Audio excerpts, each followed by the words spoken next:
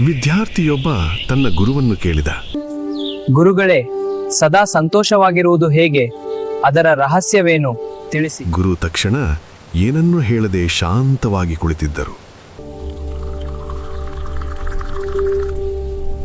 ಸ್ವಲ್ಪ ಸಮಯದ ನಂತರ ಶಿಷ್ಯನಿಗೆ ಒಂದು ಕಪ್ ಚಹಾ ನೀಡುತ್ತಾ ಹೇಳಿದರು.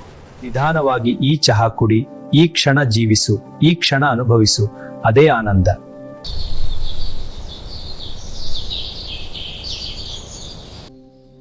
ಈ ಕ್ಷಣ ಜೀವಿಸುವುದೇ ನಿಜವಾದ ಆನಂದ. ಶಿಷ್ಯ ಕೇಳಿದ, ಗುರುಗಳೇ, ನನಗೆ ಯಾವಾಗಲೂ ನಾನು ದುಃಖದಲ್ಲಿದ್ದೇನೆ ಎನಿಸುತ್ತದೆ, ಯಾಕೆ? ಆಗಲೂ ಗುರು ಏನನ್ನೂ ಹೇಳಲಿಲ್ಲ. ಸ್ವಲ್ಪ ಹೊತ್ತಿನ ನಂತರ ಕಲ್ಲುಗಳು ತುಂಬಿದ್ದ ಚೀಲವೊಂದನ್ನು ಶಿಷ್ಯನಿಗೆ ನೀಡಿದ ಅವರು ಅದನ್ನು ಪರ್ವತದ ಹಾದಿಯಲ್ಲಿ ಸ್ವಲ್ಪ ದೂರ ಹೊತ್ತು ಬರುವಂತೆ ಹೇಳಿದರು.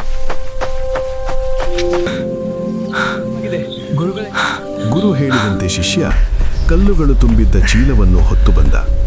ಅದರಿಂದ ತುಂಬಾ ದಣಿದಿದ್ದ ಅವನು ಹೇಳಿದ, ಗುರುಗಳೇ, ಇದು ತುಂಬಾ ಭಾರವಾಗಿದೆ. ಚಿಂತೆಗಳೆಂಬ ಈ ಕಲ್ಲುಗಳನ್ನು ನಾವು ಸದಾ ಹೊತ್ತು ತಿರುಗುತ್ತೇವೆ. ಇವುಗಳನ್ನು ಬಿಸಾಡು, ತಾನಾಗೆ ದುಃಖ ದೂರಾಗುತ್ತದೆ. ಬೇಡದ್ದನ್ನು ತೊರೆದಾಗ ದುಃಖ ತಾನಾಗೆ ದೂರಾಗುತ್ತದೆ.